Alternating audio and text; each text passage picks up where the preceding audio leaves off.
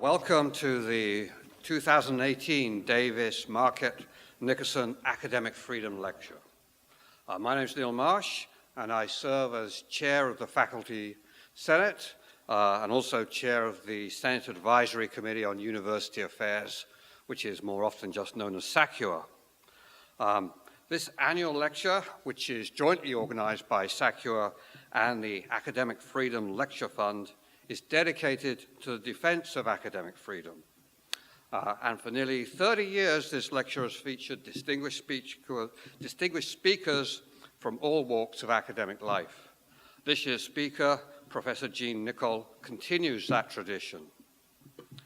The lecture is named to honor three former faculty members, Chandler Davis, Clement Markert, and Mark Nickerson, who were the targets of the McCarthyite witch hunts in the 1950s.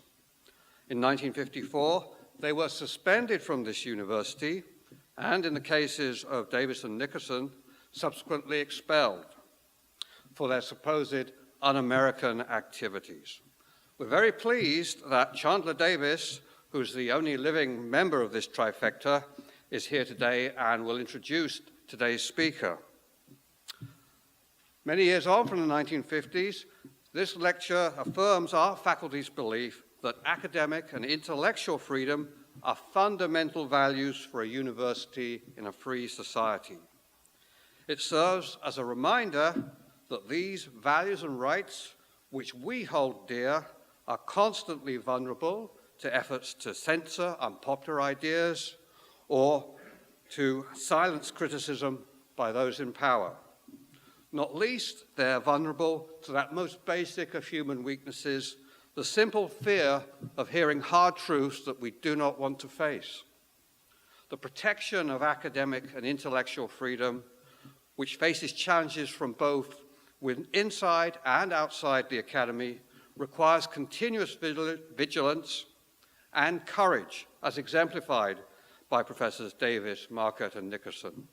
This is true today just as much as it was in 1954. In concluding my remarks, I must thank the members of the 2018 DMN Lecture Committee. These are Professors Michael Outzman, Gary Krentz, Kim Kierfort, and Stefan Szymanski, and in particular, the chair of the committee, Professor Joy Beatty, for all their hard work and efforts in organizing the lecture today. And I should also thank Robin Snyder of the Faculty Senate Office for managing all the logistics of the lecture. So that concludes my introductory remarks. I now turn the lectern over to Professor Thomas Moore, who represents the Academic Freedom Lecture Fund, who's going to present some brief remarks on the history of this lecture. Thank you.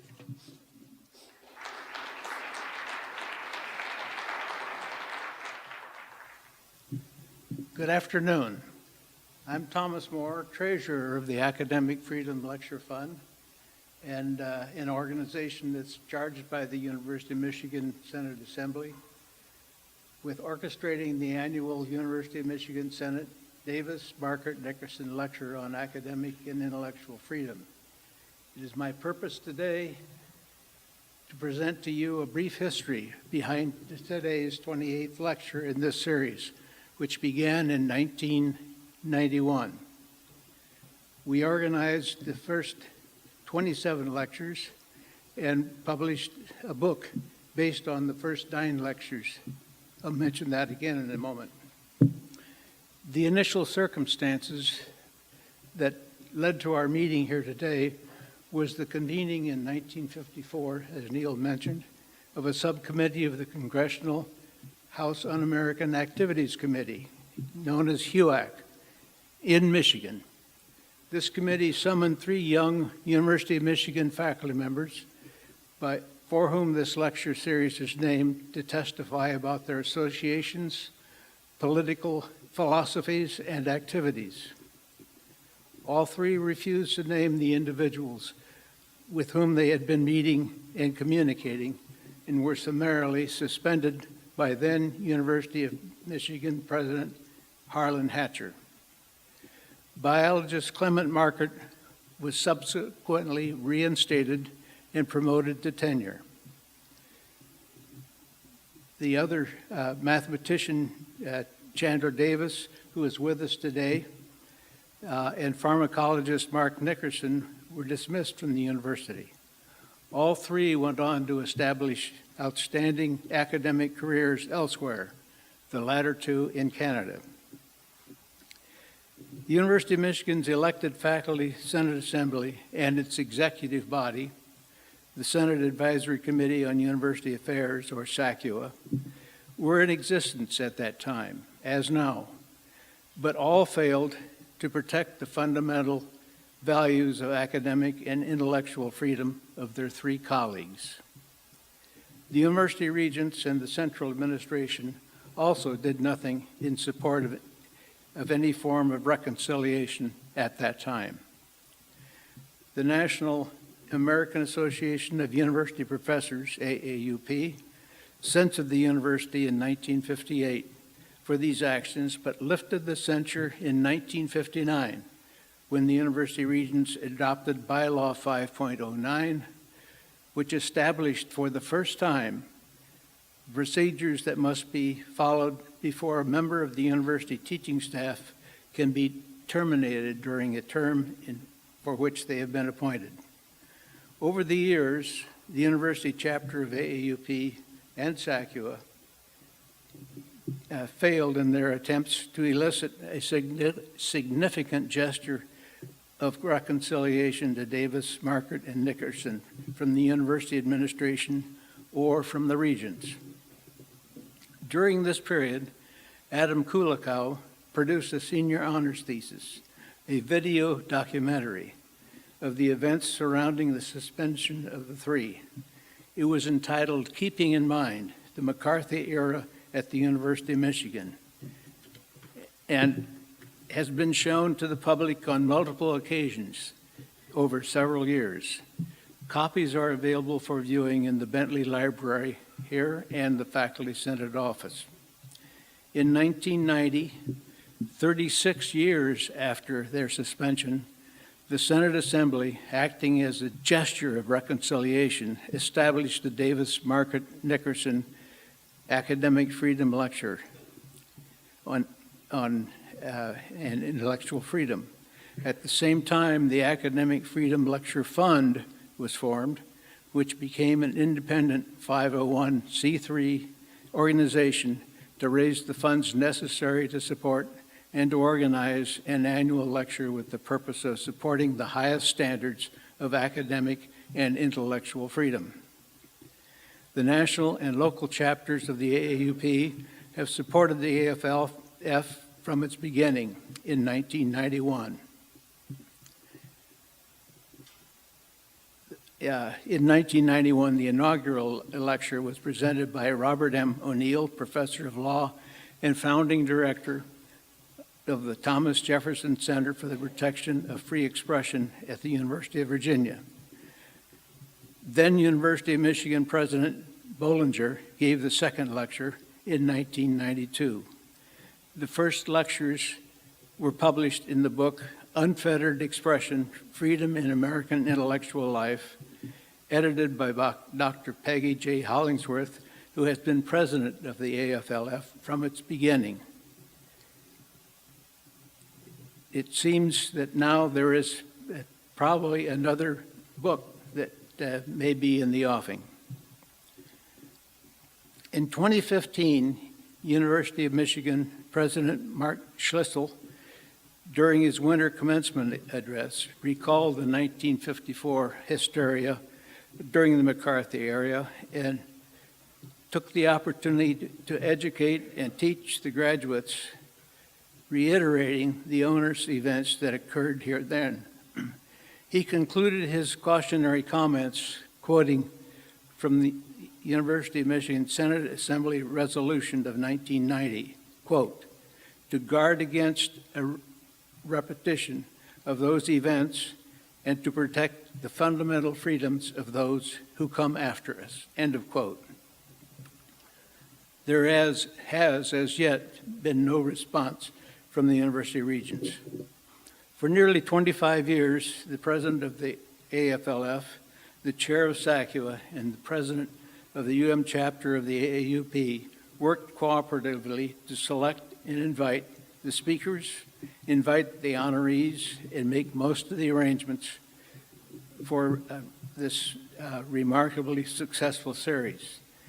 The AFLF has kept alive the remembrance of the suspension of those three honorees, not only to educate all, but to sustain the valuable lessons learned from a dismal period in American history, and also to weave into the fabric of our society those fundamental principles of academic and intellectual freedom for future generations. From its inception, the AFLF has had no permanent or paid staff and has relied on the committed support from Faculty Senate office staff to carry out the mission to organize and publicize the annual lecture, in close concert with and the direction from members of the AFLF. At the beginning, several Senate Assembly members were also dues-paying members of the AFLF, but unfortunately, surprisingly, few have been members in recent years.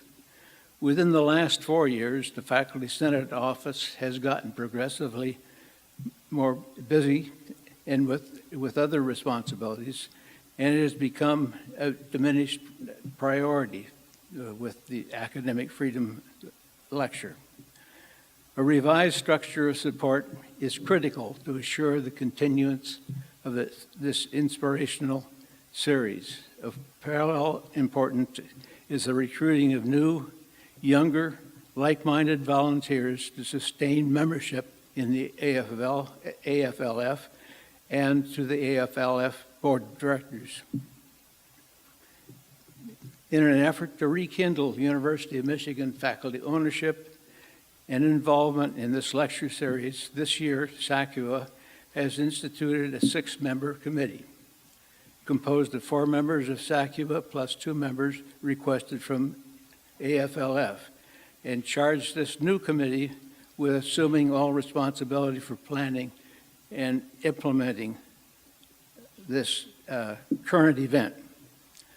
AFLF is very pleased with the excellent choice of speaker for this year, Gene Nickel, who stands very much in the tradition of previous lecturers.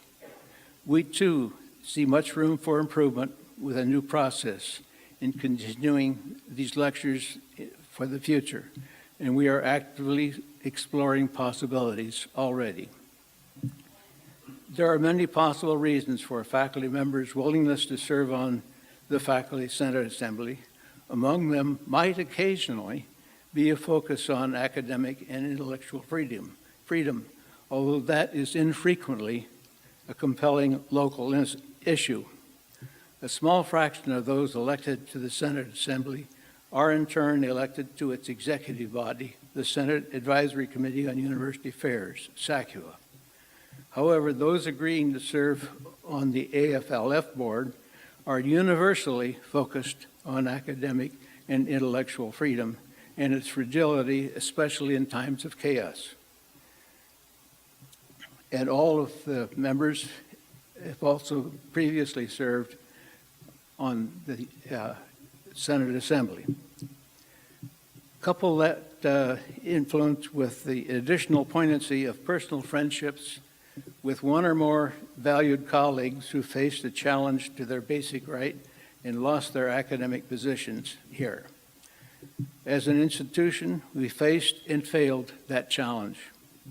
Subsequently, a small group was established, the AFLF, focused on preserving the fundamentals of academic and intellectual freedom and keeping that principle prominently before the university regents, the administration, and the faculty. That small group has turned out to be an effective and critical mass. Any process that may be set, any new process that may be set, has a high bar to meet, as set by the 28 years of remarkable success that our annual Davis Markert Nickerson Lecture on Academic and Intellectual Freedom has enjoyed. Thank you very much.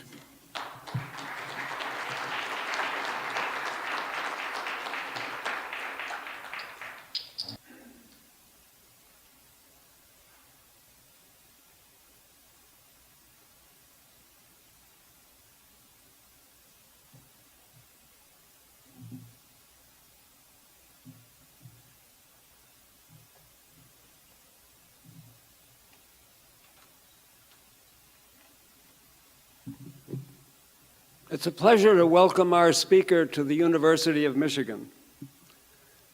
I haven't always been sure of my own welcome here, but today I'm able to speak in the name of the university, and it's a pleasure to introduce him to you.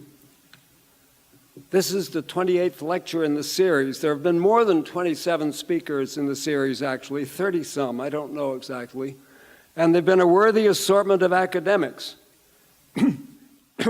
Naturally, some were administrators, even one university president, the kind of higher up to whom we address pleas for allowing free speech. I wish more had been from the other side of the scrimmage, those whose academic freedom is under threat. Our speaker today is of both kinds.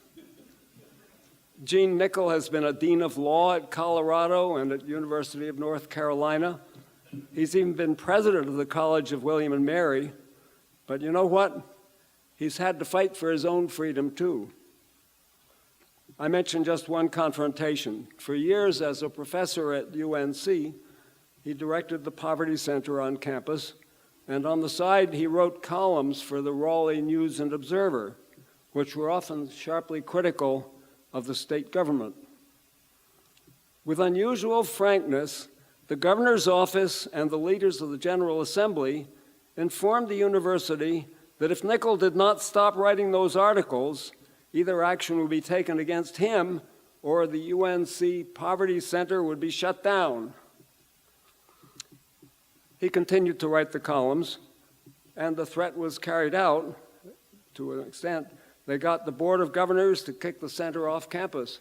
Well, it changed its name. Much of its work was continued with much the same funding, and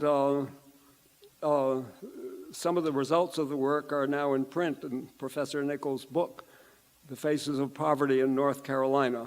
Well, not in print quite yet, I guess. The book is promised for December from UNC Press, right? Just now. But you don't have a copy to wave. Yeah. So we applaud Gene Nickel sticking to his position and finishing his book, and we rejoice at the opportunity to hear his contribution to this lecture series.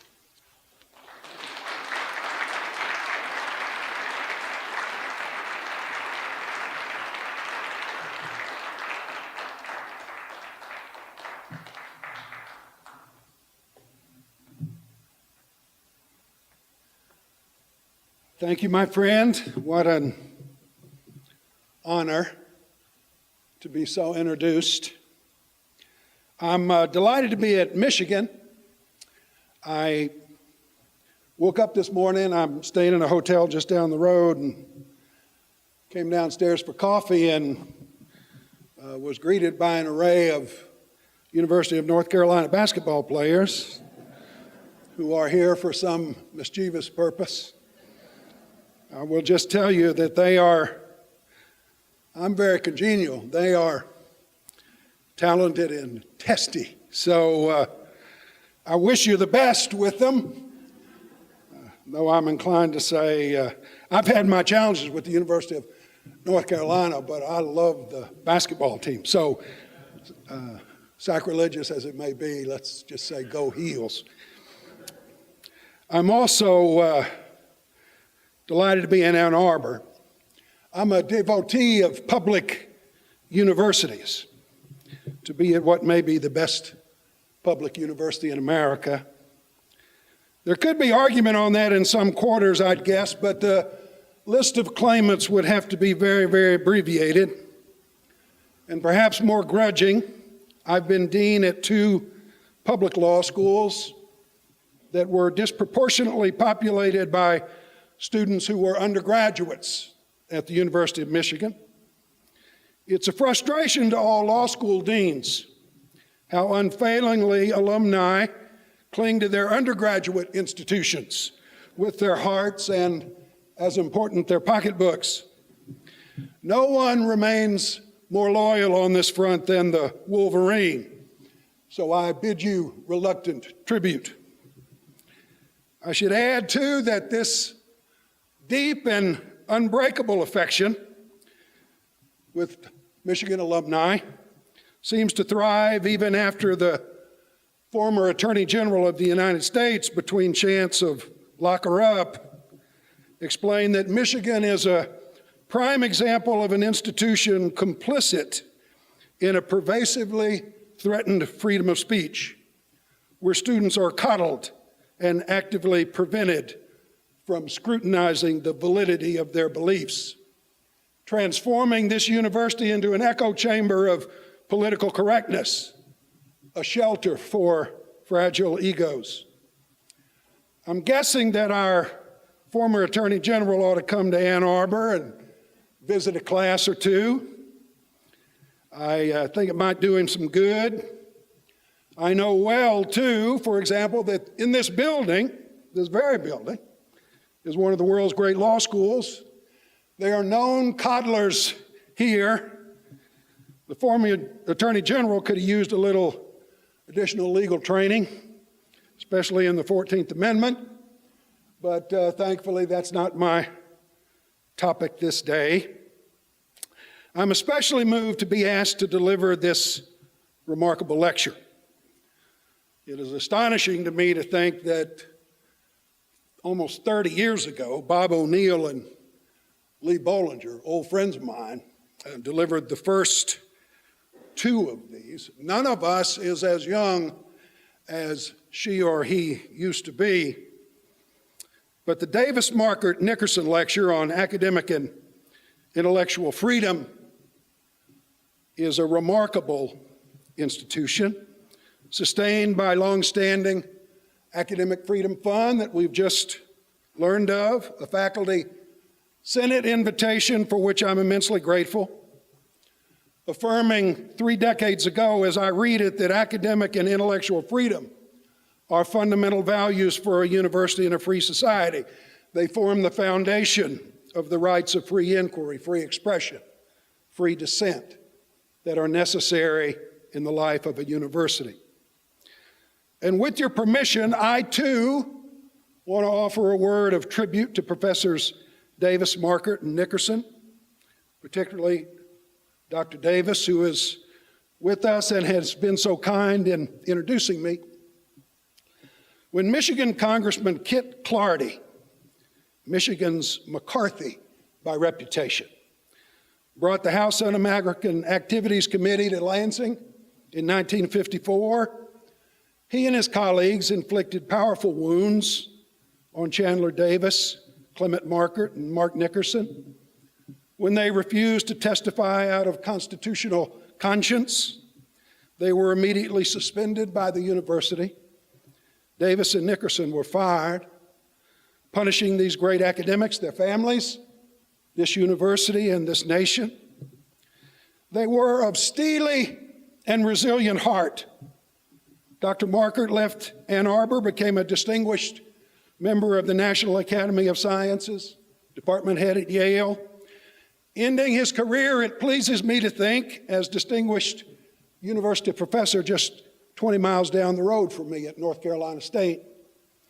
Mark Nickerson, fired here despite his tenure, became department head in pharmacology at McGill, an internationally accomplished scholar and president of the Pharmacological Society of Canada. As with Dr. Davis, showing for neither the first nor the last time how Canada frequently prospers from our foolish un-Americanism. With Dr. Davis, I pause for a moment. On June 25th, 1957, Judge Wallace Kent held Michigan mathematics professor Chandler Davis, a United States Navy veteran, in contempt of the Congress for refusing to answer 26 questions because they infringed his First Amendment rights. Judge Kent, a Michigan Law School grad, sentenced Dr. Davis to 6 months imprisonment. The Sixth Circuit affirmed the ruling. The United States Supreme Court denied cert. Justices Black and Douglas in dissent. Professor Davis's sentence was served at the federal penitentiary in Danbury. He was thereafter blackballed from the American Academy, spending 8 years, as he put it, in limbo, immigrating with his immensely accomplished spouse, Dr. Natalie Davis, who gave this lecture, I think, 2 years ago. That one would have been worth listening to. And then who was eventually hired as a tenured professor of mathematics at Toronto. Can I say that this courage, academic, intellectual, physical courage, is rarely seen in American life? A different, even meaner, more fearful time. A panic sweeping the nation. The United States Supreme Court failing miserably in its central duty. Justice Minton writing in Adler against New York only 2 years earlier that government has the authority to protect young minds from the disease of alien ideologies, such as communism. Prison bars slamming shut, jobs lost, careers ruined. Knowing the fateful and long-lasting cost which was coming, accepting it, rather than surrendering the defining human characteristic of intellectual freedom. I doubt that I could do that. Heroism is sometimes tough-earned, too tough. We live in unyielding debt to Chandler Davis, Clement Markert, and Mark Nickerson. In my field, we study the great figures of Supreme Court jurisprudence: Marshall, Brandeis, Holmes, Harlan, Warren, Brennan, Marshall again, Ginsburg. But the Constitution itself is not self-triggering. It often requires blood and sacrifice and bravery for its implementation. Davis, Markert, and Nickerson joined the company of our greatest constitutionalists: Scott, Gideon, Hamer, King, Windsor, Reverend Delane of Clarendon County, South Carolina, Barbara Johns of Farmville, Virginia. The list astonishes. Robert Kennedy said not long before he was shot that the future belongs to those who can blend reason, passion, and courage in a personal commitment to the ideals and enterprises of the American democracy. Professor Davis, we are honored to be in the same chamber with you. To my chosen topic,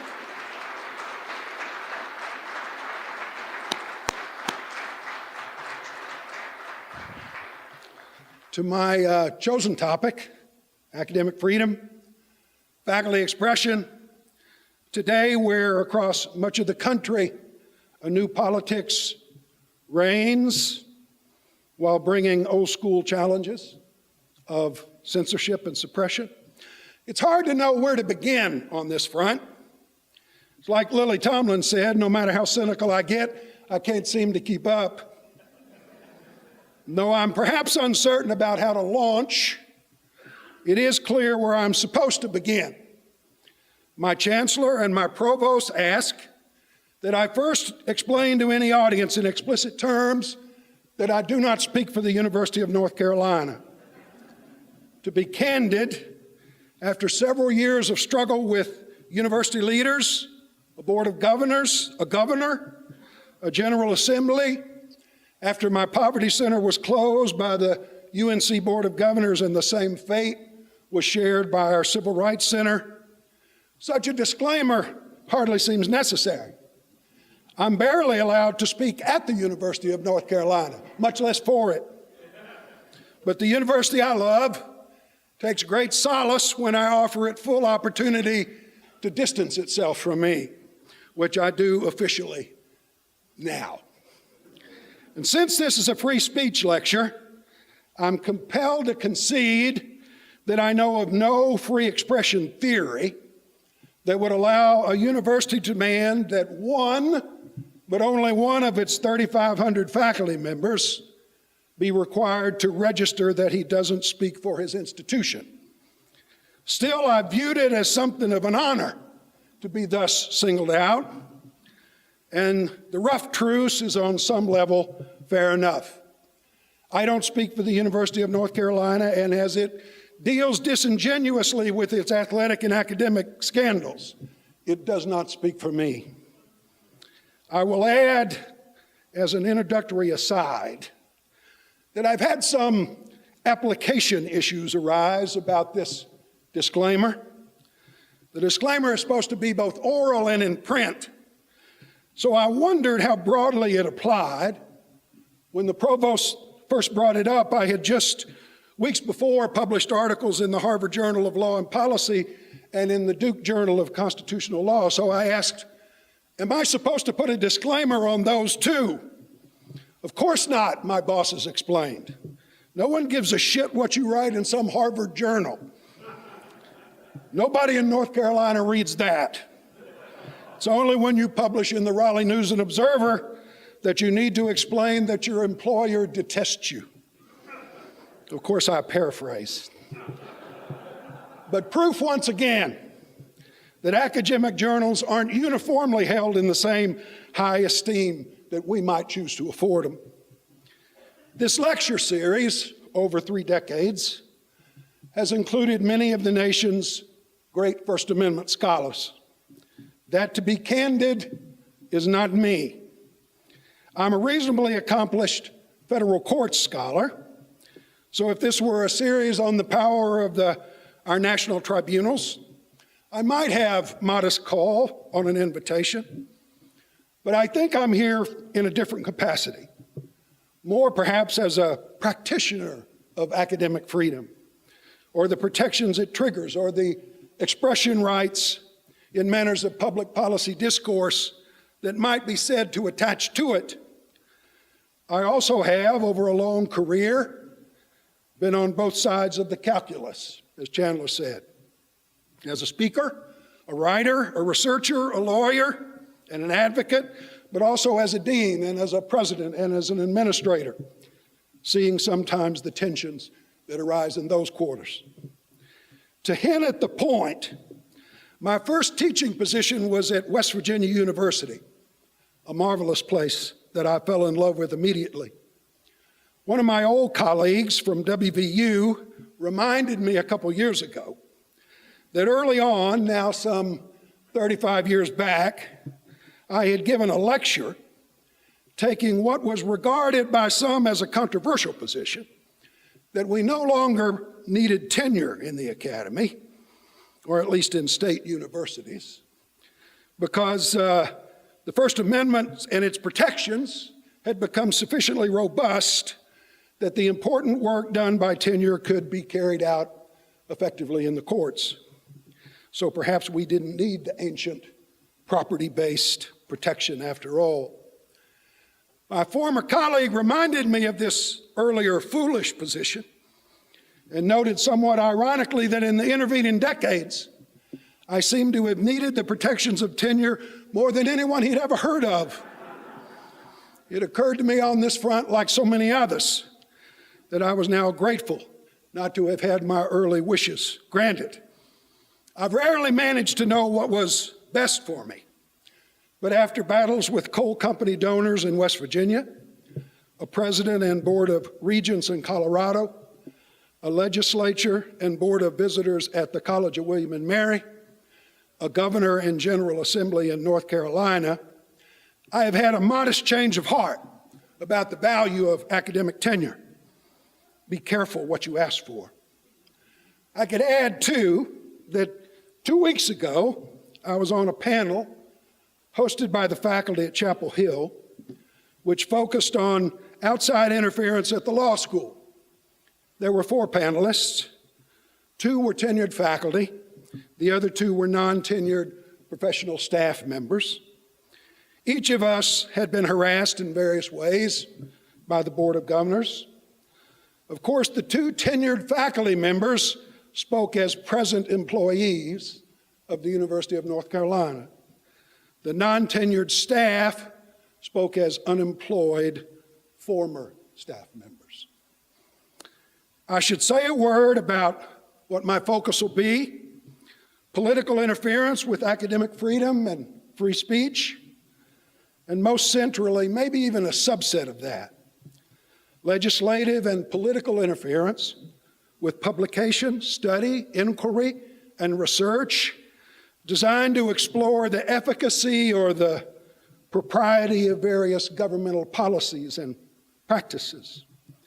The interference, I'll suggest, may trigger institutional and curricular concerns of academic freedom, or it may touch on individual liberties of speech and expression. But whether labeled as academic freedom or intellectual liberty, or both, like the title of this lecture series mirrors, the attempt to limit and curtail expression, research, teaching, and publication, or to alter it, or to impose a regime of orthodoxy upon it because the expression is critical of exercises of governmental power or predisposition and threatens character and essential qualities both to universities and vibrant democracies. Such interference sins against both our public academic institutions and our appropriately heralded form of government. It is a foundational transgression, no matter which name you slap on its forehead. The threat of such core intrusion, I'll claim, on the public university and on American democracy is more substantial than I would have thought. Government officials are not as embarrassed to pursue it almost 65 years after Professors Davis, Markert, and Nickerson's travails as you would think they would be. And though the dangers may be somewhat localized for the moment, it is not unlikely that they will grow in a new political age. I'll also argue that our resistance to unacceptable intrusion is less robust and uniform and steely than I would have assumed. Public universities, even strong ones, are not as well positioned to resist such core violations of our mission and meaning, given our broad-ranging prowess, as one would think we would be, in fact, as we are required to be. Some of the reasons for that are inherent, maybe structural, baked in. Public education being tied, even here at the famously independent University of Michigan, to legislative prerogative and less frequently largesse. But some of the weaknesses are self-inflicted as well. In the incentives we embrace, the way we select and seek out board members and trustees in those systems which allow university participation in selection, in the ways that we choose and compensate university leaders, often distancing ourselves from academic norms, commitments, and attainment, in the frequent marginalization and fragility of faculty governance. As a result of this combination, this complex stew, one of our central roles in learning and in democratic decision-making is more potently threatened than is healthy and acceptable in the second decade of the 21st century. And even as we open doors of opportunity widely and press amazing horizons of discovery and complete capital campaigns that astonish the world, we are perhaps weaker, more vulnerable on central fronts than we should be. I've thought some, I'll concede, about steps we might take to shore up our defenses. But my main goal here is a more modest one. My real claim is that on a central front of our very purpose, our job definition, we are not as strong as we typically assume, and we're not as strong as we are required to be. I should say, too, that unlike most of the free speech and academic liberty issues that roil our campuses, and sometimes our legislatures, and our courthouses, including this one, the issues that I'll focus on are not typically questions of wrenching analytical complexity. They are more frequently measures of will. When a university is sued for developing and implementing harassment and bullying policies, the dispute usually presents competing and colliding essential constitutional values of equality and expression. When a faculty member or a graduate student participates in an expressive boycott and refuses a requested recommendation, speech and equal protection guarantees can meet head on. Perhaps the collision can be avoided, but it's not always easy work. On the challenges that I'll posit, it's often not difficult to figure out what constitutional accountability in its order recommends. It is just harder on occasion to pull it off, and even to pull it off on some core and defining fronts. It's also why this lecture, rooted as it is in expressive and intellectual courage, might be a good forum to bring such questions to the table. I draw on experience as an administrator, either a dean or president, at 3 strong public universities, with different organizational structures in different parts of the country, with different political dynamics. I'm not much for university rankings, but 2 of them are regularly listed as among the top 6 public universities in the United States. And one, I'm not hesitant to say, is a great and defining public flagship with a storied history, beloved in its state, home to great intellectual attainment, with hundreds of thousands of loyal alumni, folks who are massively accomplished, who are disproportionate in the corridors of power, and which, perhaps most surprisingly, has a distinctive and significant legacy in the protection of academic freedom. The University of North Carolina, whose most famed president, Frank Porter Graham, told a seething board of trustees in 1936, who had moved to fire Dr. E. Erickson for dining in a Durham hotel with the NAACP leadership.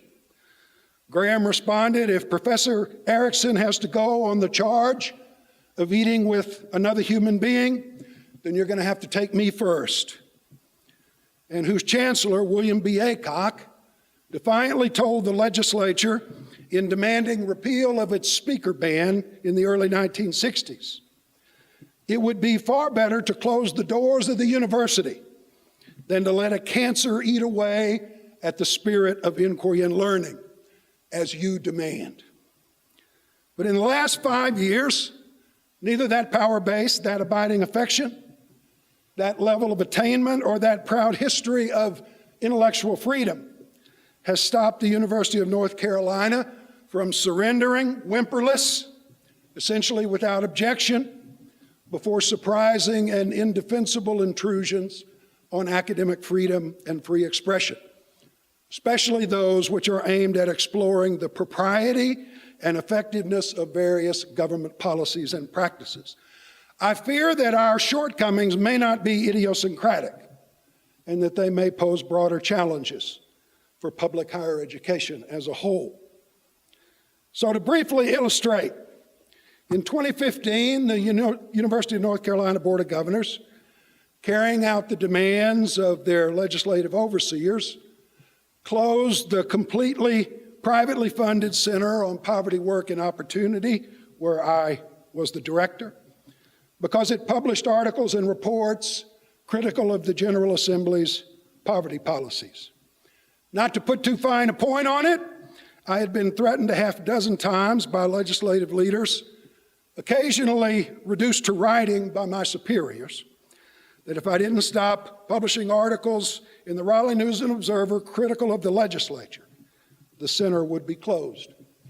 Senator Bob Rucho, who played a major role in appointing the board, and oddly sat in the audience as they cast their vote to close the center, keeping a close eye on his charges, told the local papers it was necessary to close the center because, quote, Nickel was advocating anti-poverty measures the legislators disliked. The president, the chancellor, the provost knew fully of the threats and their fulfillment. They had helped to relay them, but they raised no objection. The same year, my colleague, Omid Safi, a much accomplished religion and politics scholar at UNC, left Chapel Hill to become the head of Islamic studies at Duke, a terrible sin, explaining his departure stemmed from censorship by the UNC administration. Safi told the newspapers, "We started to see a very chilling impact on professors. No one at UNC had ever objected to anything I'd written about human rights violations in Iran or Saudi Arabia or Turkey.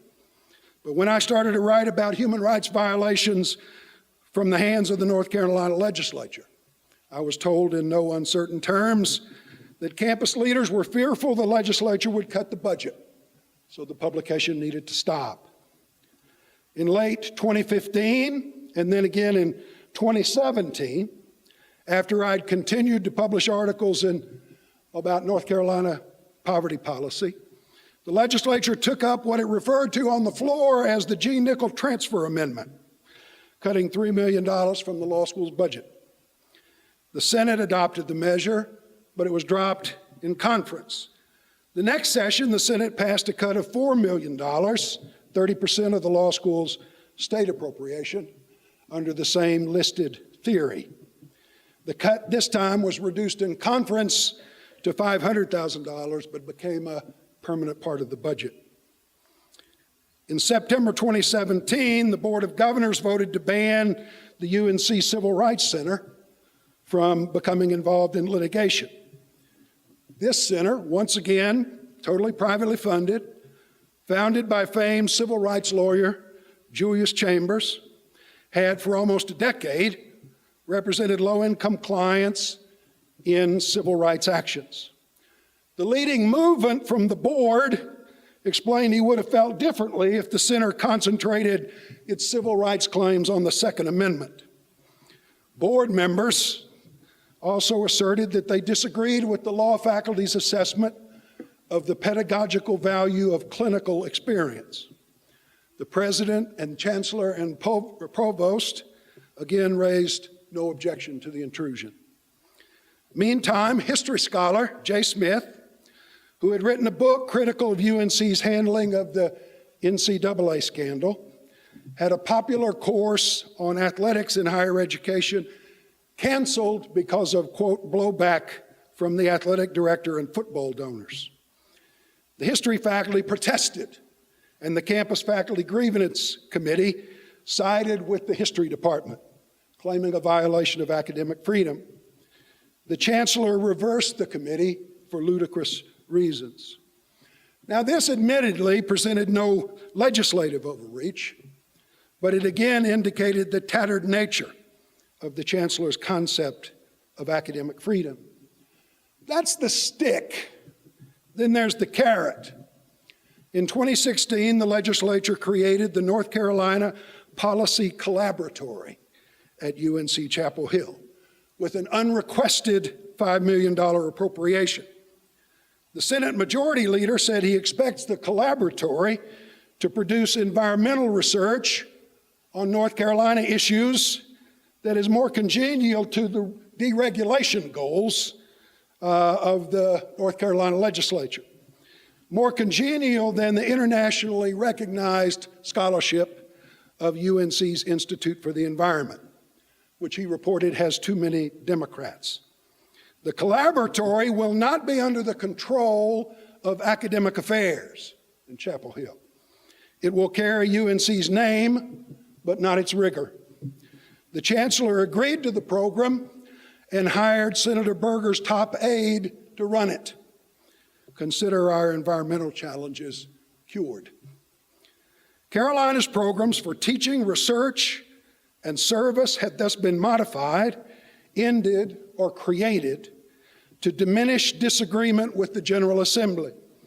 The alterations had been enthusiastically embraced or initiated by the Board of Governors. They've been, with almost complete uniformity, adopted and facilitated by the President, Chancellor, and Provost. We now reserve academic freedom for orations on University Day. We agree, in effect, to praise rather than to challenge the work product of the state legislature. We surrendered quickly and with ease. That's not totally unheard of in my experience. Shortly before my term was ended at William & Mary, the Virginia legislature summoned members of the Board of Visitors, whose tenures they had to sign off on, to Richmond to be grilled about decisions I had made seeking to protect students' First Amendment rights. The lawmakers demanded I change my position or be fired. Within days, board members complied. Now, unlike in North Carolina, these weren't efforts to shield the legislature's own work product. But like their colleagues to the South, they weren't slowed down by the likes of the First Amendment. And looking at least a little more broadly, analogous legislative and governmental tampering with academic independence has occurred in Arizona and in Maryland and in Louisiana.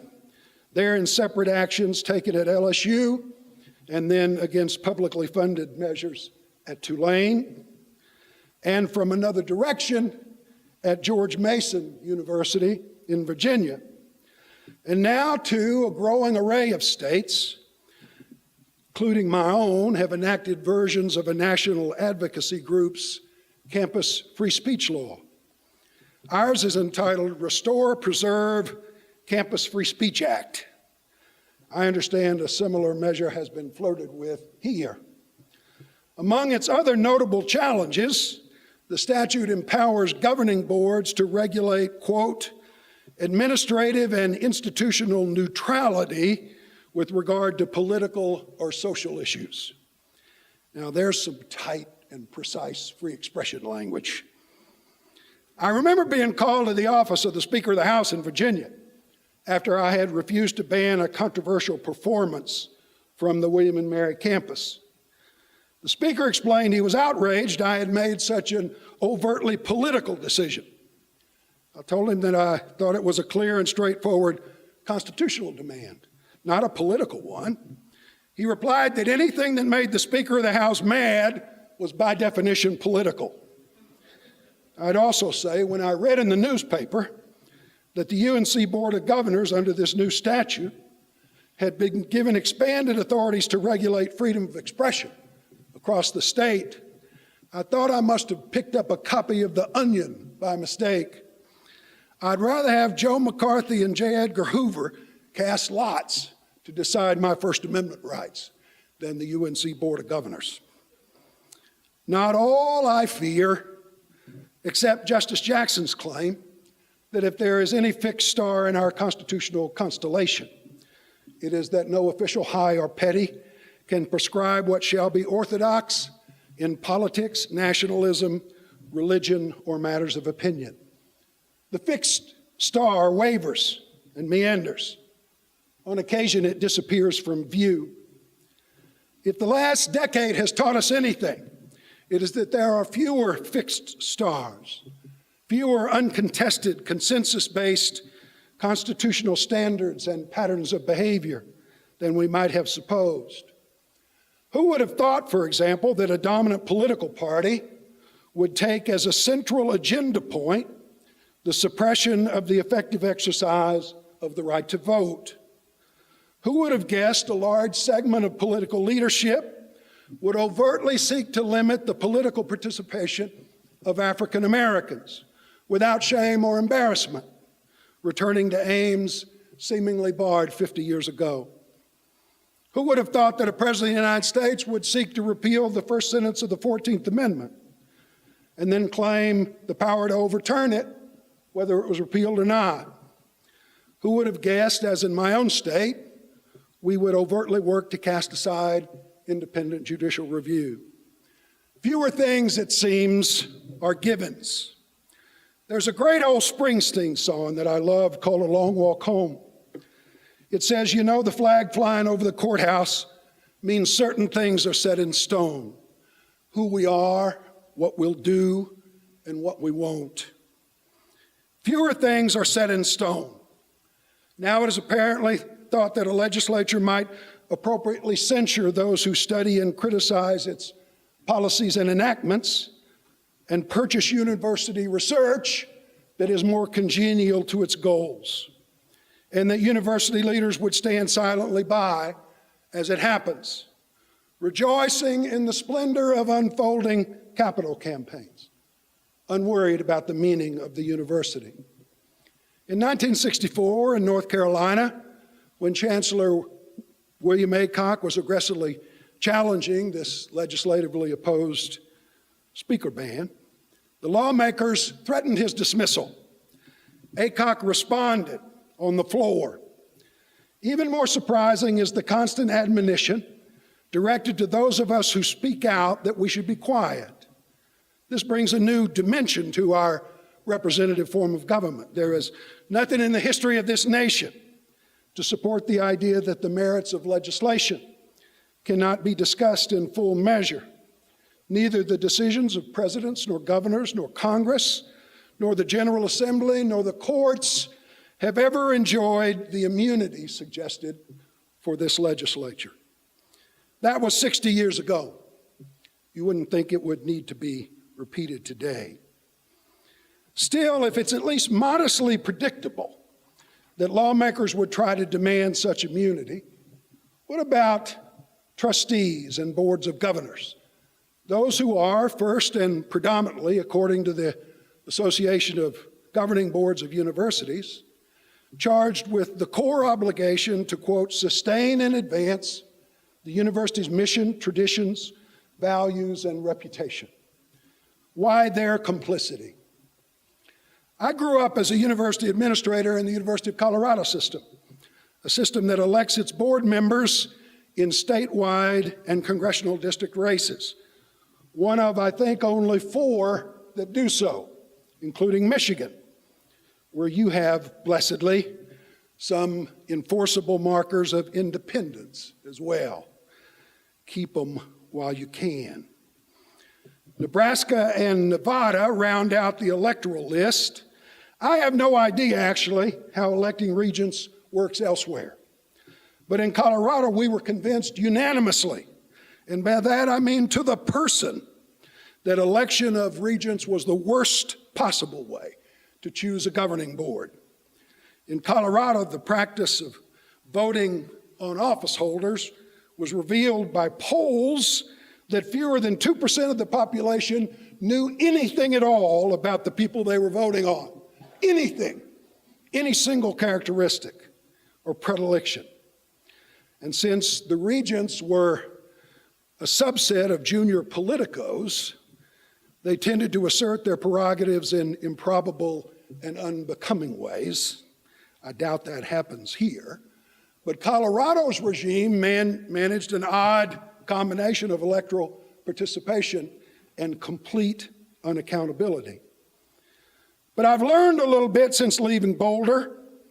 The worst possible way to select a governing board, particularly if you're concerned about legislative interference with academic freedom, of course, is to have a governing board selected by the legislature itself, like we have in North Carolina. One of only 2 states, as I understand it, to have governing boards handpicked by legislators. On our 28-member board, 5 are former legislators, another 5 are lobbyists dependent on the legislative leadership for their livelihoods. Many more have close business relationships with legislators. 23 are men, almost all are white, only 1 is a Democrat. Legislators now routinely sit in on board meetings.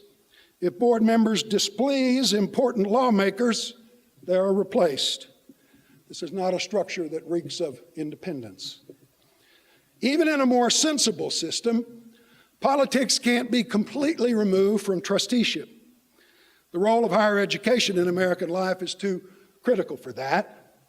As the Association of Governing Boards reports, the vast majority of public trustees at universities are appointed by the governor and confirmed by the legislature, or elected directly by the legislature or the citizens. Many are chosen for their political connections, and even with visible declines in state support, public universities remain owned and affiliated state entities. So a lot of this is built in, though my remaining chancellor friends report that smaller, more nonpartisan boards do the job best with the least dangers. In the Kansas system, for example, the 9 board members are appointed by the governor and confirmed by the Senate, but no more than 5 can come from the governor's party. Partisan politics is thus more readily checked at the door. But in the systems where I've worked, where universities do have more say in the selection process, even if the actual choice is made by public officials, like at William and Mary or at the campus level of trustees at Carolina, we've tended to shoot ourselves in the foot as well. This paints with a very broad brush, but when universities are afforded input in the selection process, we've often exercised a decided, almost desperate affection for wealthy business folks with visions of massive charitable donations dancing in our heads. Can I just say from experience that there are few audiences less favorably disposed to claims that there are more important values to be secured in public higher education than money, than conference rooms full of older rich people. I don't know precisely why that is, or maybe I do. But a keen focus on potential donor relations is not an assured formula for protecting core values of academic liberty and integrity. And I could add, parenthetically, as one who thinks that the largest challenge for the American Academy is access for low-income and middle-class Americans. So I was delighted to learn of Michigan's Go Blue guarantee. But broadly speaking, I'm convinced that the endless search for abundantly wealthy trustees to help govern our institutions has served to diminish meaningful access to public higher education in the last 3 decades. We shouldn't be surprised this is so. In the places where I've worked, it's almost impossible to imagine a low or middle income person sitting on a board of trustees. And that can't be because we limit ourselves only to those who know something about higher education, because we don't. Finally, our administrators, presidents, chancellors, provosts, sometimes even lowly deans. I'll be frank to say that as I watched the UNC Board of Governors debate whether to eliminate the programs of the Civil Rights Center, completely privately funded, founded by a distinguished academic under faculty mandate, in existence for over a decade, beloved by law students and civil rights lawyers, and most of all by the low-income communities they served, with political hacks on the governing board arguing about whether civil rights in the Tar Heel state ought to be limited to the Second Amendment, whether despite accreditation dictates, clinical education ought to be allowed in state law schools, whether a law school curriculum is better set by a system-wide committee of non-academics than the law faculty. As I watched these discussions, followed then by a near unanimous vote to end the work of the center, I thought much about the fact that the president of the university never uttered a word. She sat mum, invisible. After the vote, she issued a statement which, even when parsed dozens of times, left readers utterly flummoxed in their efforts to discover whether she was for or against the closure. If overt, gigantically uninformed, outside partisan tampering with the law school's instructional curriculum, even after being warned against it by the accrediting agency, isn't enough to stir a university president to action, or at least comment, I'm unsure what would. Now, these days, there's ample reason, I'll concede, for any North Carolina president to fear for her job because of partisan tampering. Even one who rode in on a Bush Republican revolt can now be ushered out without ceremony by even more interventionist Trump Republicans. Still, as with board selection, I worry that there's a bit of something else going on here as well. The Chronicle of Higher Education reports a remarkable number of public university presidents make over $1 million a year. The latest list I saw included Arizona State, Texas, Texas A&M, Florida, Indiana, Penn State, Ohio State, Iowa. It's probably light by now. UNC's president makes almost $1 million, 13th highest in the country, even while sitting in silence. Richard Vedder, director of the Center of College Affordability, has argued that once compensation becomes extraordinarily high, it can serve to inhibit rather than to foster effective leadership. Chancellors and presidents, the theory goes, are less inclined to act boldly or operate with required candor and fealty to academic values. When it might cost them millions of dollars, they'll be unlikely to command again if they are dismissed. The impact can be amplified by deferred compensation packages, requiring that presidents stay a long time in office before the biggest paydays emerge. Vedder claims astronomical compensation accentuates the tendency of university presidents to avoid taking stands and running the risks of annoying critics. There's an argument, he says, that the, quote, key to being a successful president is to offend the minimum number of people possible, but that may not be the best policy to meet the needs of a university for the future. I'm not certain Vedder is right, but I suspect that he is. One aspect of running a university as a business might be that you get a business. You aren't likely to find members of the $1 Million Club standing fast on the ramparts. And in Chapel Hill, looking at our long string of leaders from 1930 to 2018, it's easy to defend the claim that the more we've paid, the less we've gotten. Understand, I am not saying that academic freedom and independence, that its sky is falling. It is dramatically weakened in some places, including my own, but hopefully they don't represent the nation at large. It is possible that the tremors will subside. But it's also true that when you probe the bulwarks and guarantees upon which we have traditionally relied, they are markedly less stout, less robust than we might have understandably believed. I know at least they are less assuring, less effective than I would have assumed, even one who has had occasion to have his eyes opened on such matters. They are less assuring than they are required to be. Our great public universities are marvels of the world. Publics serve, as I read, over 70% of the students in American higher education. They constitute our present, our past, and most decidedly our future.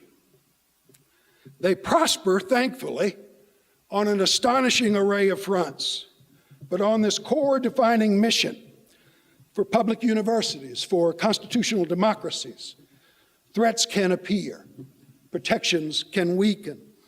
Matters thought carved in stone become blurred or can be blasted away. We ignore such challenges at our peril. Public universities cannot thrive without a vibrant, secure, and zealously guarded sanctuary of intellectual freedom. And democracies cannot meaningfully function, at least this one can't, without rigorous, skeptical, probing, unfettered, unfearing, and sometimes even annoying public universities. Thank you very much.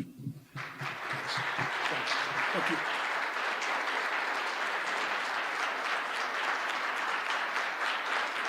Thank you.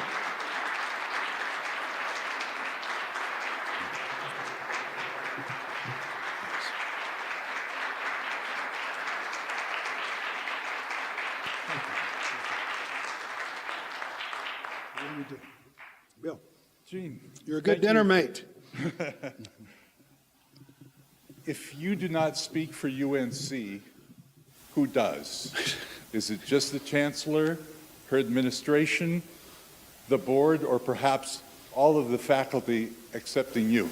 Well, and that, you know, that can be a silly or almost flippant question, or it can be a serious one as well. I know one of the reasons we have faced the challenges that we presently face, we have this monument on, you may have read about on our campus, Silent Sam, which has led to an array of challenges, which of course should never have been placed there, but it surely should have been removed 50 years ago or more.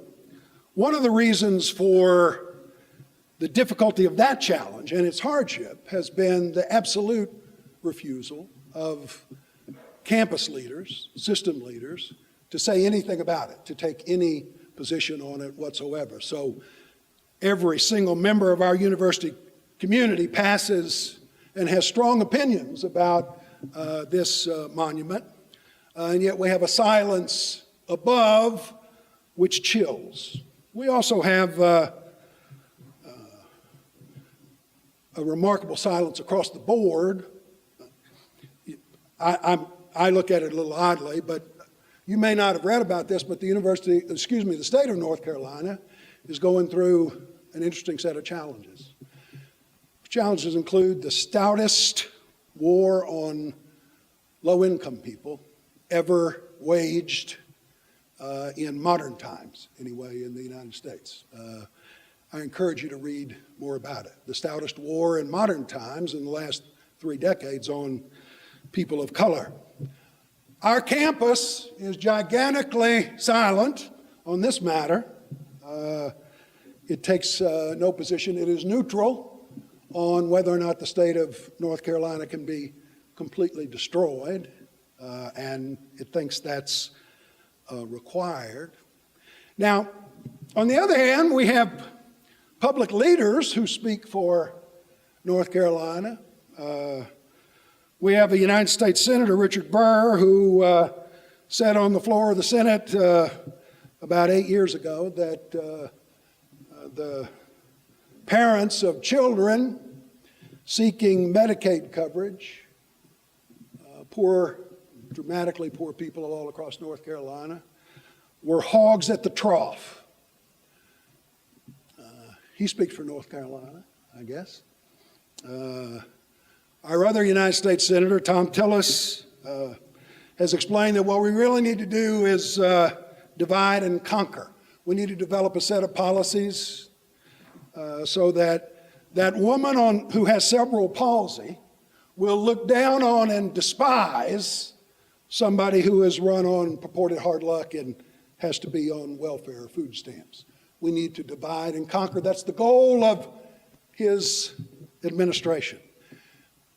A remarkable statement about what North Carolina is, a remarkable statement about the view of politics. I don't know why John Kennedy didn't put that in his inaugural address when you're thinking about the purposes of American life and government.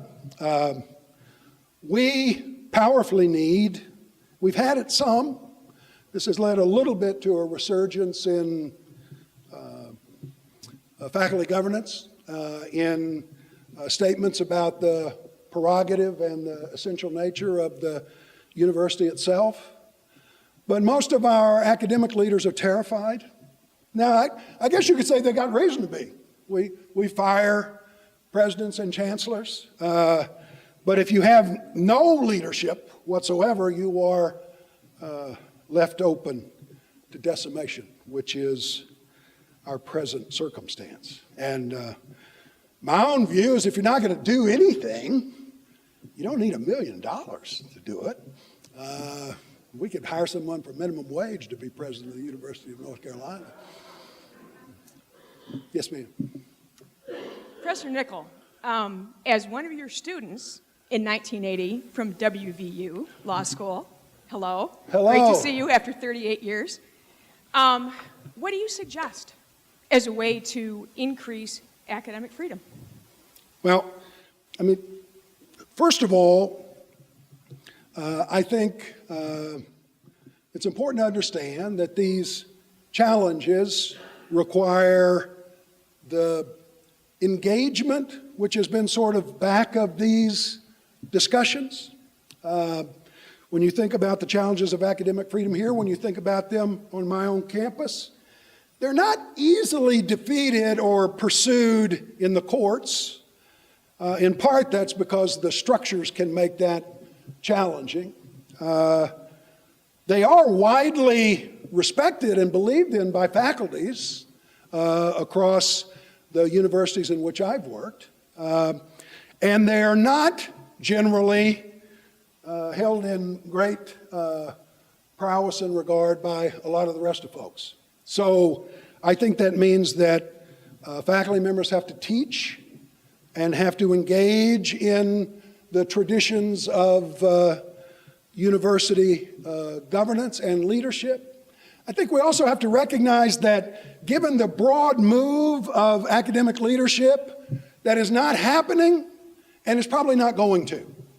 The more and more we select chancellors and presidents who are trying to emulate the business world or who just make gigantic amount of money, it's just not sensible to think they are going to stand tall for the most potent values that lie behind university life if it's going to be costly. And yet we tend to assume that that's so. Well, I think we know there are a few exceptions, but we know, broadly speaking, that administrators are not going to protect the most essential values of academic freedom and integrity, and that that's going to be secured, if it is, by faculties and citizens, engaged faculties and citizens. That's been one of the things that we've been pressed to learn, not always successfully, in North Carolina. Most people in North Carolina didn't think that what has happened to us in the last 10 years could happen in North Carolina. We thought we were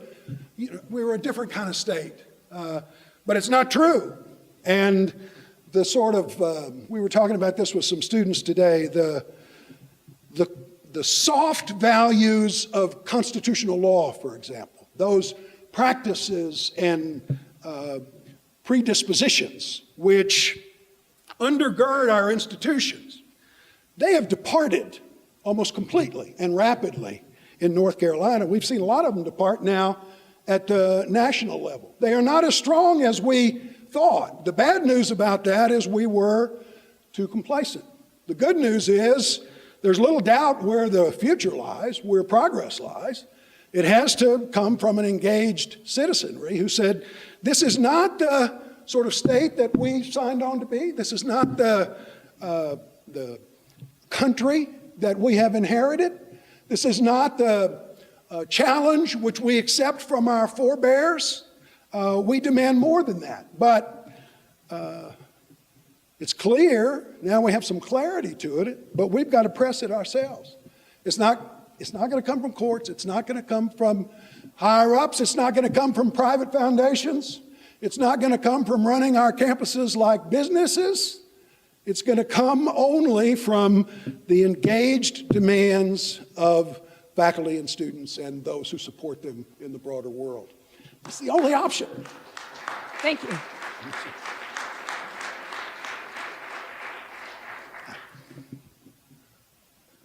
Thank you for coming to Michigan.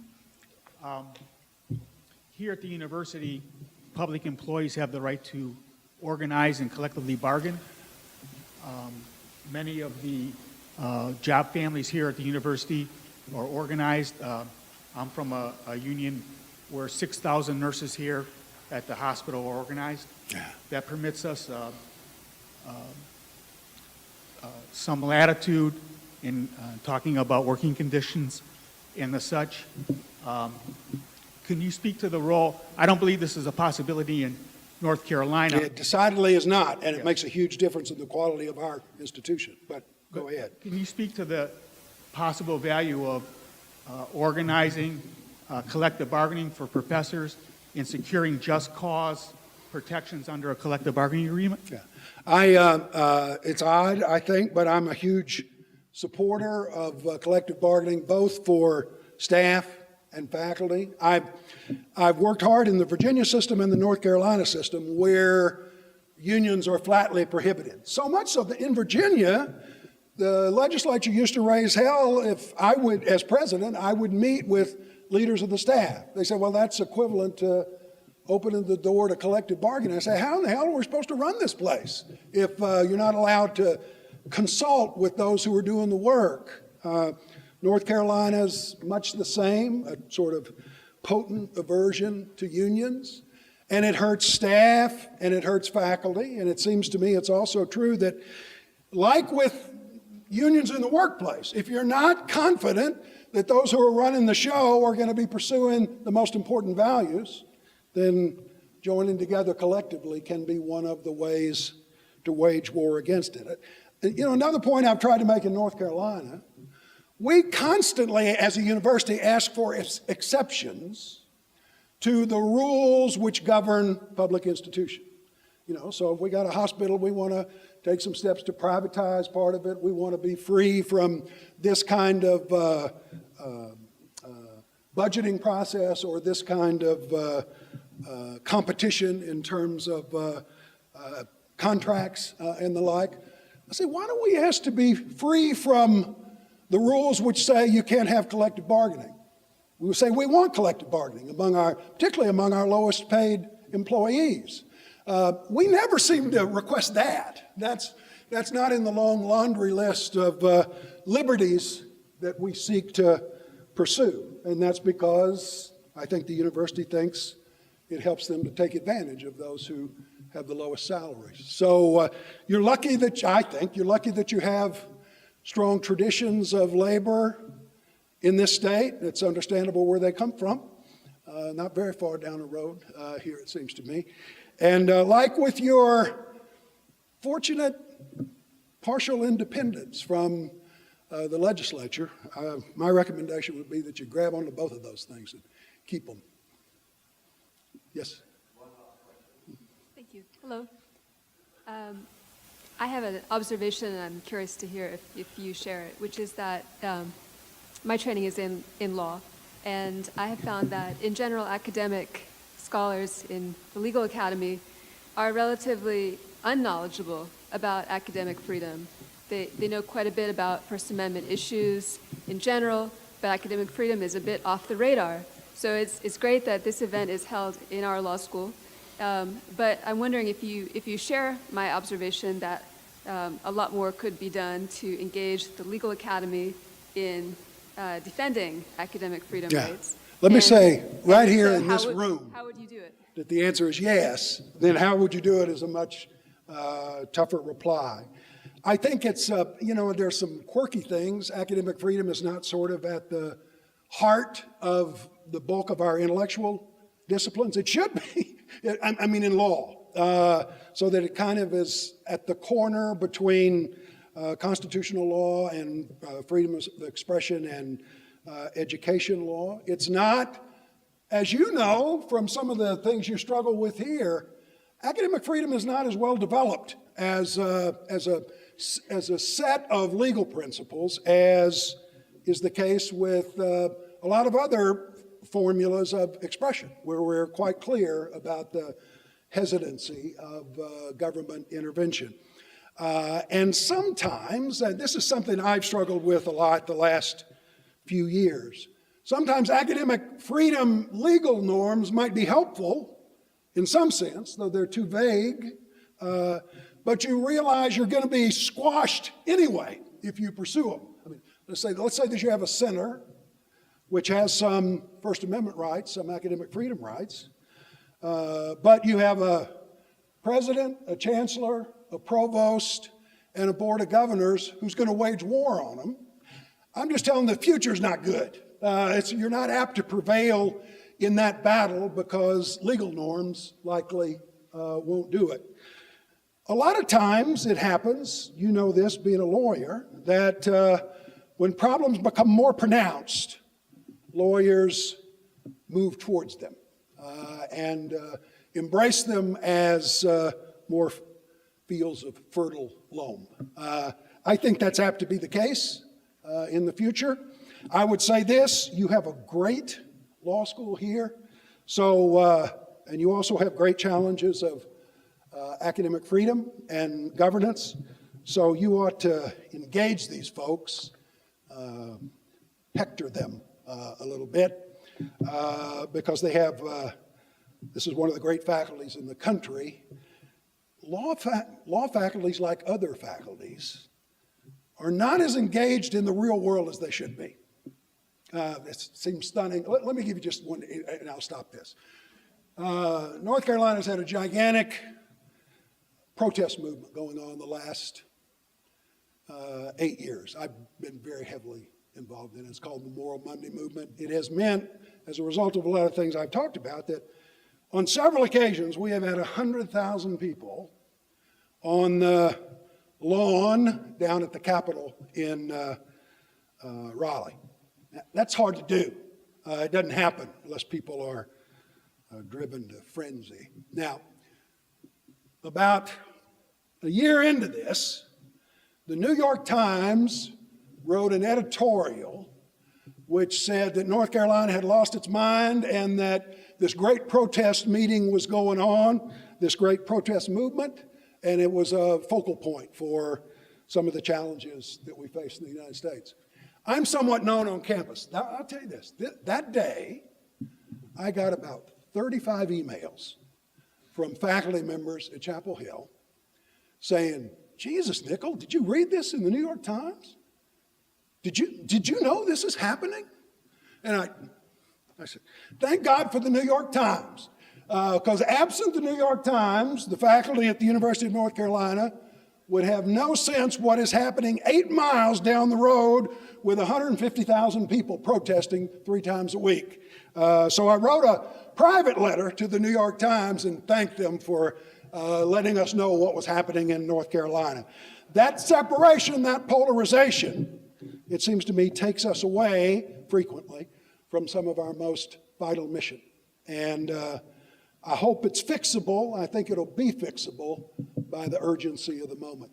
I'm greatly honored by this lecture. Thanks for letting me come. Let's thank